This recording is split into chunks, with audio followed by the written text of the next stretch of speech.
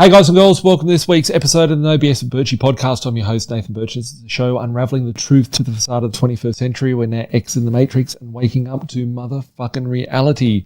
And today I want to talk to you about having the right team. And you've probably heard me talk about this in pieces over the time, whether it be on a webinar or Facebook Live or whatever. Just the importance of having the right people around you to make sure you're all on the same page to get to the result, right? And when my team asked me, let's put a podcast together about having the right team, I instantly thought about, probably some of the biggest pitfalls that I see people coming to us with and the problems that they have, right? And a lot of people get stuck at finance, for example, right? The team doesn't, is extensive, right? What people do we have on our team, right? Firstly, this is probably the first one, is even your spouse, right? Is your spouse supporting you in life or not, right? There's just an instant one, right? I'm not saying go home and get a divorce and tell the other person to go away, right? But you want to make sure that the person's on the right team for you and has got the right mindset. If they're not, you've got two options, right? Or three, right? Either accept it and do nothing, try and lift them up and elevate them to, where you want them to be, or go and find a new one, right? So that's a discussion for a different topic, and I'm not going to get into there. That's whatever you guys do.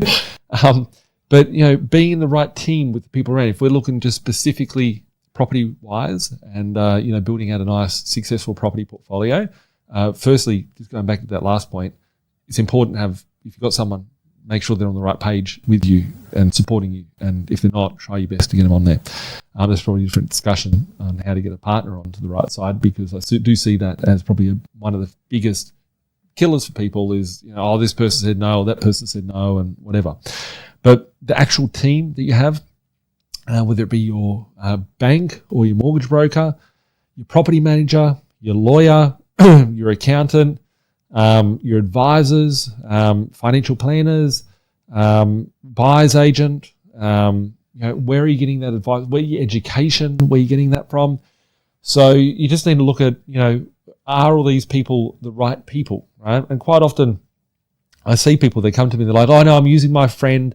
It's the childhood friend, the mortgage broker, my mate's mum's the accountant, whatever the case may be. And it's like, okay, cool, you've got some love for that person, but are they the right person to get you to where you need to be, right? And that's the question, right? Anyone on your team, and you outgrow people, right? You outgrow people. I think about just my own team in my business, right? I think about my business today. I think about all the lovely people I've had over the years in my staff. Like, I've got 15 years of business experience here, and look back, and I was a shit boss for like maybe a good 10 years of running business. I wasn't the best, right? And I think I've got the right people to pick up from my downfalls, right? Because I don't have all the skill sets that I've got some tremendous ones that people, very rare skill sets that people don't have. But on the basic skill sets, I think I fail on a lot of them, right? I'm not, I'm either a really loose manager, or I'm like, very, this should have been done right? And so it's identifying things and finding your weaknesses and finding your flaws and having the people to support you and prop you up in that. And I think the people that I have around me today in my business, my staff and whatnot, I wouldn't have attracted them in my business 5 years ago or 10 years ago, because I wasn't at the right place to be able to get that caliber of people on. But at the same time, I've outgrown the people that I've had previously, right? And they were great at that time, and it's no bad thing, right? It's like, but things grow and change and evolve. And I think to myself, in my own personal property portfolio, there's some people that I've had all the way along on my journey, and there's people that I've had to outgrow, right? I might use my accountant, my first accountant ever, right? Lovely lady. She's been a family friend. I think my parents went to her for like maybe 40 years. And then, I got a job, and it's like, go to the accountant. You go there once a year and go 1, 2, 3. And then I had like a half dozen properties or so. And I was like, oh, what about a trust? And she's like, oh, I've never dealt with a trust beforehand, right? And it's like, okay. What about a company? Oh, I need to deal with sole traders. And I was like, okay. And she actually told me, look, go to someone else to do your tax. You're going to be too big for me one day. Just go. And I was like, this is really lovely, right, that you said that. So if I had sat there and go, what about this? Why am I educating my advisor, right? So I know I've had a few accountants over the years, and I've outgrown them, or I haven't liked their advice, and I've moved on. And My accountant, Ridwan Hannon from One Path Accountants, I've known him for maybe like 10, 11 years now. And, we help other investors with their portfolios. But, really, really important advice, right? Like the structuring, the guidance, the advice that's given. So, it's important to make sure that your whole team is on the same page, right? And on the accountant side of things, I'm not going to stick too much on the accountant, right? I see people come to me on a daily basis and they'll tell me like, oh, I've got a property. I've got one property. It's in a trust. I'm like, your accountant, who gave you the advice? And they're like, oh, my financial planner. I'm like, never speak to him again. And my accountant, never speak to him again, right? Because I look at it straight up and I'm like, you bought a trust. You bought a property in a trust, has no income. You've got all these losses accumulating. You've got land tax accumulating and it's inside the trust and you've got a big income. That's pretty silly, right? So I don't give advice on, tax or legal or whatever the case may be, but I point him back in the right direction, say, hey, this is something you need to attend to or question. But with accountants, if your accountant, and it applies to everybody on your team, right?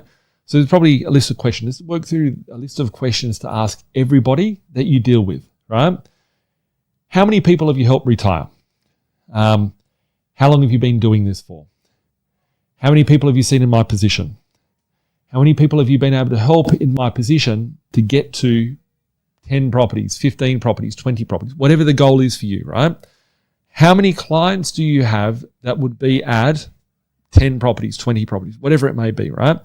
You want to make sure that all these people have an understanding, right? So if your accountant goes, well, I don't know anyone with 20 properties, it's like, well, fuck, you don't know what problems are going to occur to be able to get me to 20 properties, right? So these are all triggering to a red flag, right? To be like, hey, you don't have the capacity. You're going to be a weak point in my team to get me to where I need to be.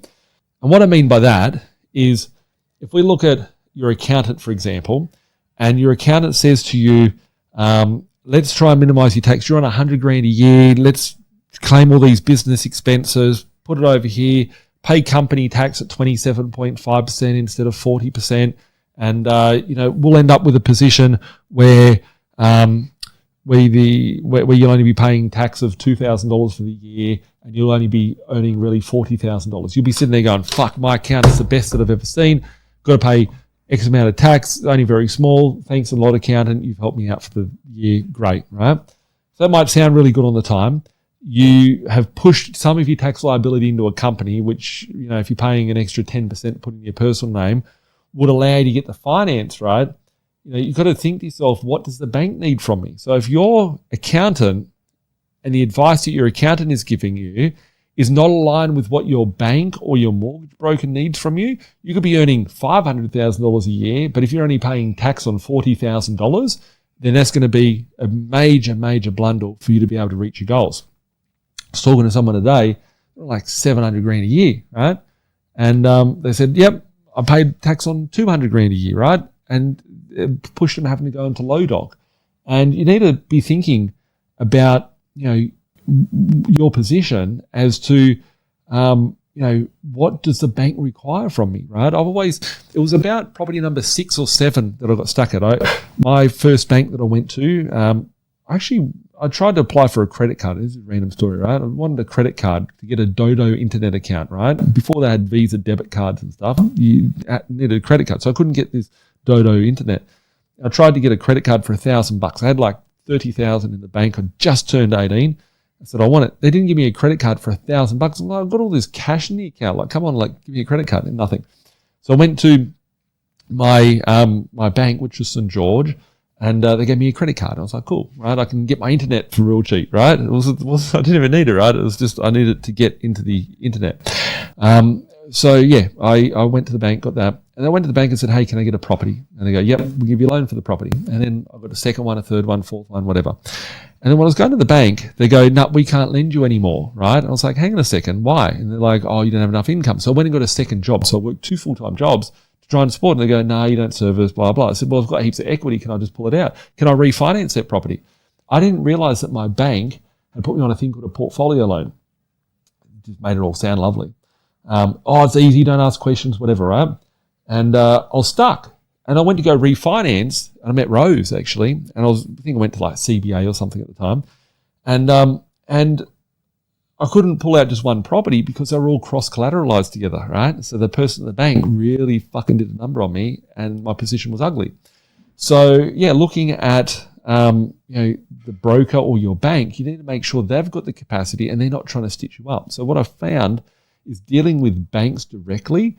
When you're dealing with the bank will try and trap you into the bank, right? They've got little KPIs of things to try and keep you there, and they do cross-collateralization. So once you build up your portfolio it's very hard for you to pull just one property out and go somewhere else because your property becomes stuck there and you become trapped in a little mortgage prison. So, be cautious of who you've got on your team. I look at mortgage brokers and banks. The biggest thing that I see that's evil that they do is, let's say you go to a mortgage broker and they write a loan for you, 200 grand, 500 grand, whatever. Firstly, the mortgage broker's paid a commission based on the percentage of the size of the loan. So if you could do a 20% deposit on a 250 grand loan, or a 10% deposit on a $500,000 loan, or a 5% deposit on a $1 million loan, they're going to try and push you to do a $1 million property because then they get a bigger commission, right? So they try and do that stuff. But what they fail to tell you is once you go to mortgage insurance, then it becomes harder to pull out the equity. I'm not giving financial advice here, guys. So just hypothetical scenarios that I see out there.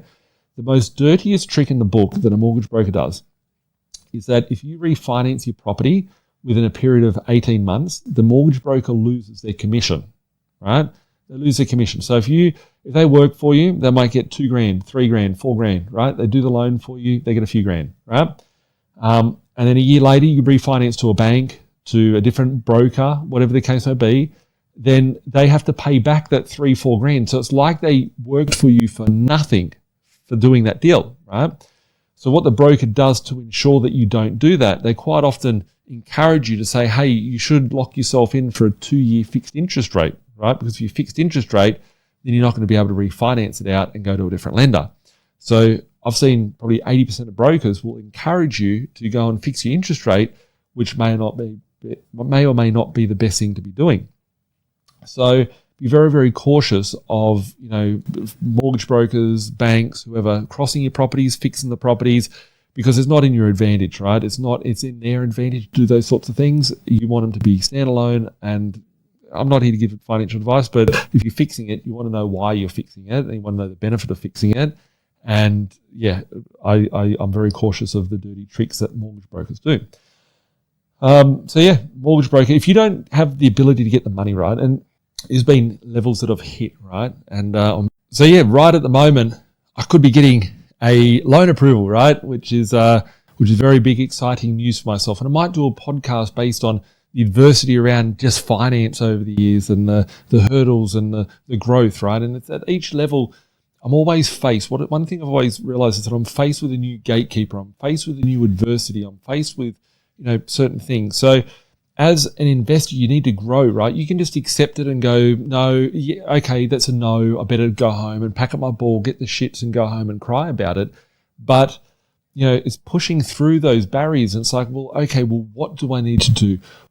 What do I need to do to make the bank happy? What can I do to make the bank happy? How can I, what things am I missing, right? And you need to make sure that you've got the right people on your team that can be to guide you and to lead you into, where you need to be as an investor. And, if you, let's say that you're talking to Zinger Finance, right? And, the bank won't lend to you or whatever the case may be, maybe have the discussion, right?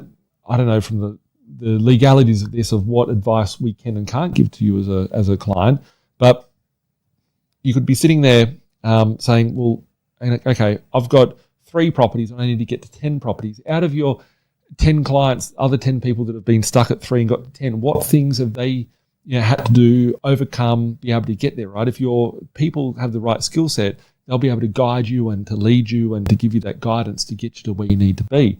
So yeah, at every level there's there's some sort of adversity, but it's having those people around you to be able to go, we could try it this way, right? Or we could try it that way. And working through, if the person has no idea or they don't have the capacity or they don't have the ability to or the resources to be able to help you, it's going to make it much, much harder for you to be able to reach your goal and get to where you want to be. From a property manager perspective, I look at, I talked about this previously and recently on a buyer's agency podcast that I was doing. But, some agents will charge you 6%, 7%, 8%, 9%, 15%, right? You want to make sure that the result, the net result is what's important, right?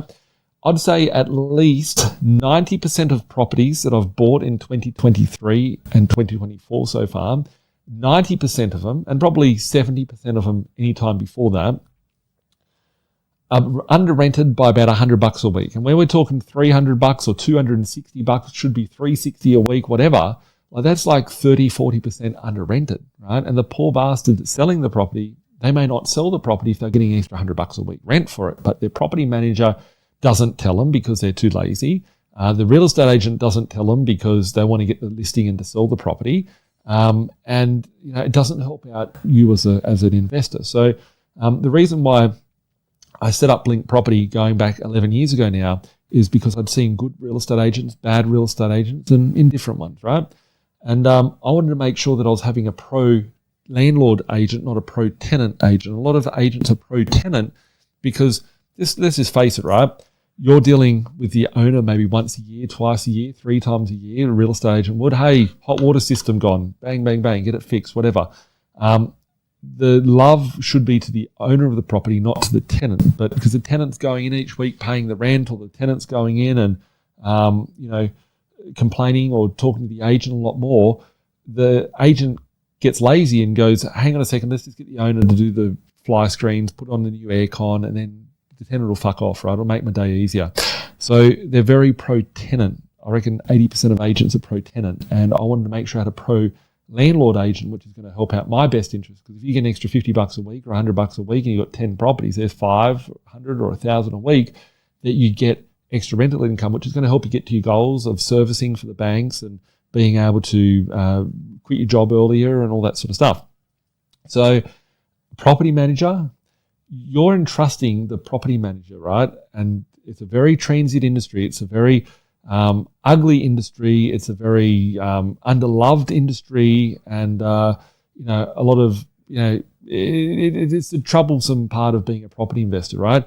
But you need to make sure that the person that's your property manager has a skill set to look after your interest, is investor focused, got the mindset of the landlord at mind, and trying to maximize your cash flow as an investor, right? You need to treat this like a hedge fund, not just like, oh yeah, we'll just get the tenants' rights happy, whatever. You need to treat this like it's a fucking hedge fund. And is your property manager treating your portfolio, your assets, like a hedge fund? If they're not, then you need to go and find someone that's better, right? Because as I said, like 90% of properties that we're buying are under rented, significantly 30, 40% under rented. So yeah, if I look at my properties that I manage at Blink, for my landlords, for example, in Queensland, every month they give me their recommendations. I've got like 30 staff in Queensland, and they'll give me the recommendations. This is what the property address is. This is what it is. And I know the properties because I've bought them for the clients. And I see what the rent is. And I'm like, hang on a second. And I look between all my staff, and like some of them value things differently. And that's still with internally. But I go through all of them and I go, yep, good. And I reckon out of like, 200 properties that I increase the rent on each month, just using that as a hypothetical, say 200 properties get increased, I'd say about 80% of the figures that my staff say, fantastic, right? And they're up $80, $100, $120 per week, right? And then look at the other 20% and like, no, we can push this another 50. We can push this another 30. I could cop so much hate for this podcast right now, but I don't fucking care, right? Because I'm pro landlord, right? And that's what we do, right? We respect the tenants. We realize that, like, if we go back through all our investors, I reckon 60% of my clients that own properties, that buy properties from Be Invested, are tenants themselves, right? So I want to help push those tenants to become owners as well. So, there's the psychology behind, getting those tenants and teaching them how to become an owner and an investor in the property. We run masterclasses and webinars for tenants to become investors, et cetera, et cetera. But, looking at, as a owner of a property, I want to make sure my property manager is getting me the best result. Now, when you go to the bank and the mortgage broker says to you, hey, you can't service, you don't have enough income, the question I always ask, right, I'm going from property management to finance, backwards and forwards. If a your mortgage broker says or your bank says you don't service, the question I'd be asking is, how much do I fail servicing by, right? You need to fucking know. What is the line in the sand to go, where can I work to? How can I get there, right? If the mortgage broker says, well, you fail servicing by $1,000 a month. $1,000 a month, let's make it up numbers here, $200 a week, $250 a week. Let's say it's $250 a week. You need to go and find extra $250 a week, then you can service. What are you going to do? Go to your boss? Hey, boss, can I get an extra $250 a week? I need to service for a loan. Get fucked, right? Your boss could give you an increase. They may not give you an increase. You know, you've been a good boy or girl. You're going to get a $500 increase this year. Good luck, right? You ain't going to get that money coming from there. But if you've got 5 investment properties and you can push those rents up by $50 per week, right? And you're getting $50 a week times 5, then you've got $250 a week. Your property manager, proactively working for you and in your best interest, has been able to push you the cash flow. You got the extra $250 a week. Now your mortgage broker or your bank can help you service to get the extra money that you need to do to get your next investment. So if your property manager is dropping the ball, then your finance is going to be dropped, right? And then your goals aren't going to be reached, right? So I think we might be starting to see a picture here that everyone on that team needs to be there. If you have a lawyer that's good or bad, right? I've dealt with a lot of lawyers over the years, right? I have worked with Stephen Sidorowski from Zenith Legal for, I think maybe like 12 years now, 13 years. And he's a gentleman, right? And I've had times when, you know, Steve's been on holidays and we've had another lawyer, we've referred some business to another lawyer, and I look at the quality of the work that comes through and I'm like, hang on a second, those deals fall over. The lawyer doesn't know how to communicate, right? The lawyer, being Stephen, the deal massaging to make sure that, you know, we get the requests from the other side. Very, very important, right? Big shout out to Steve. A lot of love there, right? But from a lawyer's perspective, that's where the deal makes or breaks. A lot of lawyers fuck up deals because they're just arrogant or they're sloppy or they don't have proper policies and procedures in place inside their own internal workings of the law firm. So, you know, you need to make sure that you've got the right lawyer in place. You know, are they negotiating on your best behalf, right? Are they, you know, negotiating the terms and the conditions and making sure that you're protected like you should be, right? Very, very important. I've seen so many people get screwed over the years. There is a difference between a conveyancer and a lawyer. Some people might try and cheap out. They save $100 to go to a conveyancer. The conveyancer can't do a lot of things, right? They can't give you any legal advice. They can't talk to you and walk through the terms and conditions of the contract. They can't go through certain aspects of the purchasing process with you because they don't have the authority to. They can't hold money in a trust account for you because they're not a lawyer. So there's lots of things that are different. I'd never use a conveyancer. It would always be a lawyer. If we look at a buyer's agent, right? Who's looking after you, right? What's the buyer's agency bringing to the table? Are they bringing the deal? Are they making you the money? Are they giving you the strategy? Are they giving you the advice, right? I just did a podcast, so if you haven't heard my talk about the buyer's agent side of things, the previous podcast to this, make sure you tune into it. I go deep dive into buyer's agents, what to watch out for, what to be aware of, and all that sort of stuff. But a good buyer's agent's worth their weight in gold, right? I know that I've made billions, right? And I say billions with a capital fucking B. B for Birchie. When you think of Birchie, think of billions, right?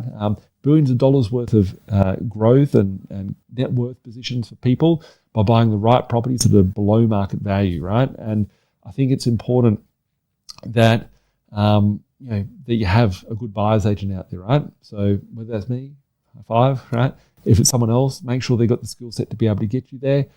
Do refer to my last video on that. And when you look at financial advisors, right, like very, very important, right? I see financial advisors getting a lot of praise that they should not be, right? And I don't hear many success stories, lovely stories coming from people from financial planners, right? My mum and most people's family would say there's people to watch out for in the world, right? The used car salesperson, the real estate agent out there, and the insurance salesperson, right? Let's focus on the insurance salesperson. Who can be an insurance salesperson? Have you ever tried to be an insurance salesperson? It's very difficult to be an insurance salesperson. To be an insurance salesperson, there's only one person that can do that, and that is a financial advisor, right? So when you speak to a financial advisor, they get paid a commission for selling you insurance, right? So if they sell you like permanent disability or if you die, life insurance, whatever, they get a commission, right? What does their commission look like? Their commission is 100% of the premium, right? So if you're paying a 10 grand a year premium, they get a 10 grand commission for selling you that. So I've never met a financial advisor that doesn't try and sell you a shitload of insurance policies. And if that doesn't make you feel uneasy and queasy and uncomfortable, I don't know what the fuck would, right? So firstly, there's a conflict of the advice, right? Because they're getting a commission for giving you the advice, right? They come with like, you must trust them. It's like the doctor, right? Don't ask any questions. Put whatever you want in your body. Just, bow down, obey without questioning, right? You should be questioning, right? What's the benefit? How's it going to work? Why do I need to do it? And are they too pushy on it, right? Then the second thing is they get paid a commission for selling you shares, managed funds, different types of financial products out there. So I do sit there and I think to myself, like, yeah, they can help you in some aspects, right? If it comes to a super fund, I think, there is some good advisors out there, but I would say 98% of advisors are not good and I don't like their advice and I find them to be absolutely fucking wrong and terrible and very broke. So the question I would be asking your financial advisor, if you have one, I think everyone should be their own financial advisor and educate yourself with the knowledge and have the information there at hand to be able to make an educated decision on yourself to go, yep, this is what I need to do. But if you do happen to have a financial advisor, ask them themselves, like, what is your retirement strategy, right? Ask them, how do you see yourself? What age do you plan on retiring, right? What is your succession planning looking like? How many assets do you have? What's your net worth, right? I've got no fucking problem telling you that. I know there's lots of other people out there in the industry that have no problem telling you that. But you're a financial advisor, you see them get so fucking awkward, like a prostitute going to church, right? And they're like very uncomfortable in that place, right? And looking at the financial planner, if they're becoming like all twitchy and uncomfortable, it's probably because they don't have the fucking answer to give you that is what you're trying to achieve. So once again, if your financial planner or advisor can't get themselves to where you want to be yourself, how is that financial planner going to help you get to where you want to be? Because they can't even do it for themselves, right? Very basic, right? But I don't think people ask that question. It's a firm, important question to be asking. If you do need a financial advisor, and there's a couple of times where you need them for compliance and certain things like that, reach out to my team. I can point you in the right direction of a couple that that we've used and referred business to and whatnot. But very, very important. I've seen so much shit advice that's come out over the last 15 years of this business, dealing with financial planners and the messes that people are put into from the financial planners selling them snake oil products. And quite often, like if they're talking about property, they go, oh, well, let's get a brand new property. Let's get something with depreciation. Let's get something with this. It's going to be a great asset. Here's a flow chart. Bang, bang, bang, bang, bang. You feel like you're at an Amway convention. They're selling you some network marketing sort of material with a flip chart. And then the next minute, you've bought a new property off the plan, right? And you feel like, oh, thank you, Mr. Financial Planner. But the reality is that they've been paid a $50,000 commission for selling you that piece of shit that's going to be worth less the minute that you take it out of the drive room. Like taking car off a new car showroom floor. So be very cautious of that. And I guess like probably one of the last things is like the people that you listen to, right? Your success team is all around you. I started off by saying it could be your spouse, could be your family, could be your friends, right? They all want to give you the advice. But the education as well of what you're feeding yourself. So who are you listening to? What are the podcasts? What are the things that people are doing? Are they going to be the people, right? I know there's people watching this going, fuck, I don't really agree with Birchie. I don't like some of the things he says. I don't like how he talks, and that's cool, right? I can't help everyone, as I keep saying.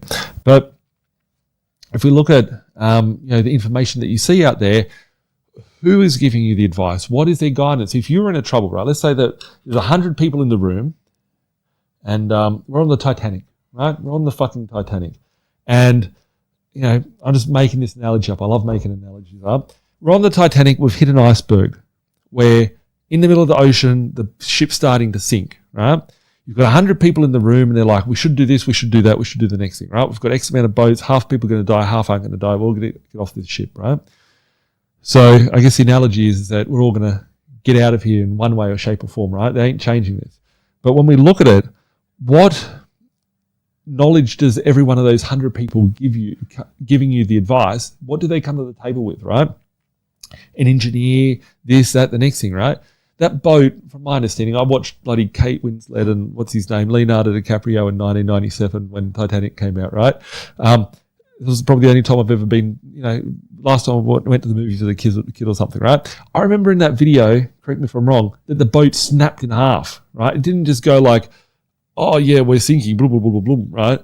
It fucking snapped, right? So imagine you're here, the boat's gone down, then it snaps off, right? You go, oh, I'll go over here, right? You run that direction, the thing snaps off, crushes you in the water, gone, right? You go over this way, behind where the suction's coming into the ocean. As it's going into the ocean, it's going to pull you into the fucking rip and drown you, right? You'd be like, oh, I'm floating in the ocean. I'm a good swimmer, right? Bang, bang, bang. So you want to make sure that the advice that you're taking is not going to get you sucked under, right? You're not going to go under from the advice.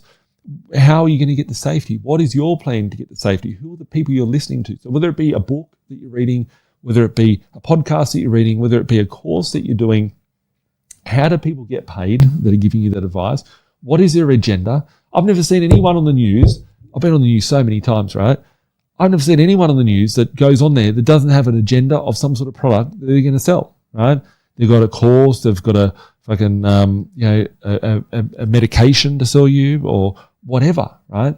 And there's agendas there, right? So when you look at it, it's like, what are they trying to sell, right? Are they selling granny flats? They say you should only buy a block of land and you can put a granny flat in the backyard. Oh, well, you're getting paid for fucking selling a granny flat, aren't you? Right? So, you should only buy new property because they have tax benefits and you don't have to do maintenance. What about when the property is 10 years old, right? What about when it needs new carpet and needs new paint, right? It's going to be 10 years old in 10 years' time, right? But they only have a new property to sell you. So you need to be looking at it holistically and thinking, and everyone around you on your team, you have a goal. How the fuck are they going to get you there? If someone can't get you there, well then, sorry, I don't need you. I need someone that's going to be able to help me get to where I want to be. So, the education that you're getting, the things that you're filling your brain with and your mind with, you may as well, a lot of the information out there I see, you could be watching the Kardashians and getting more nutrients into your brain. So make sure you're getting the right advice from the right people that have the skill set and knowledge and the ability to get you to where you want to be. And if you need more, seek more, ask more, go digging more for the answers that you're looking for, because they are out there. There's people that are billionaires. There's drive to work tomorrow, drive to wherever you're going, walk out on the road, whatever you're doing for transport, and look around you and think like, fuck, like, what's that building worth that I just drove past? $100 million, $50 million? I tell people how much my office is worth, right? My office is nothing exciting, right? It's just a small office, right? But I have to rent other offices in the building because it's we don't have enough space, right? We've got to try and build a big head office. I tell people this office is like $2.5 million. $2.5 million. I'm like, yeah, this building is worth $100 million, right? But that's just land value, right? It doesn't matter about the office. I don't care about that. The land value is worth $100 million. So when you sit there and you think, fuck, who has $100 million? And you think, okay, there's one building and then there's a building that's double or triple or quadruple the size. That must be worth $200 billion. That must be worth $1 billion. This street must be worth $5 billion where all these offices are on. Who owns those things? Who owns the buildings? People are out there controlling it. You drive to Sydney CBD, you see all the bank signs, right? How did they get there? How did people build their wealth? Keep seeking the questions. People did things to get to where they are, right? What do you need to do to get to yourself to where you want to be, and who can help you get there, right? Everyone's on a different journey. What do you need to do? Everyone's position is different. Everyone's got a different starting point. Everybody's got a different finish point. So on that note, guys, I'm going to leave it there, wrap it up. If there's something that you want to ask about a team or finding the right person or whatnot, please give us a comment below. If you like this video, give us a like, share us with your friends and family, and make sure you tune in every Thursday on Google Play, Apple Play, Spotify, and YouTube. Thanks a lot for watching. Make sure that if you do need help and you do want the right team around, if you feel that someone's letting you down on your team, there's a link in the description where you can reach out to my team, book in for a discovery session, speak to my team. They'll put you in contact with the right person. We've got hundreds of staff, and we can put you in the right direction to get you where you want to be. Catch up soon. Thanks a lot for watching. Have a great day. Bye for now. I never been a failure, excuse my behavior. Keep talking, haters doing me a favor. They all telling lies, I know what they been telling you. I'm the opposite, the Donald Trump of Australia. It's amazing, been for the taking. My time is never wasted, just getting wasted. These girls say I'm really breathtaking.